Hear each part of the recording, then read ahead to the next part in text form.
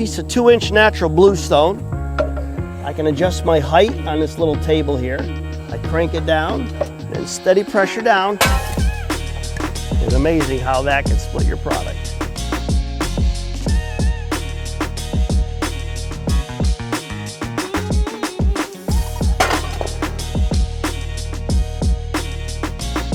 The AL17-12 is our most popular splitter for simple pavers, some slabs, and obviously your retaining wall blocks, and even some of your curbstones. Just a great all-round splitter.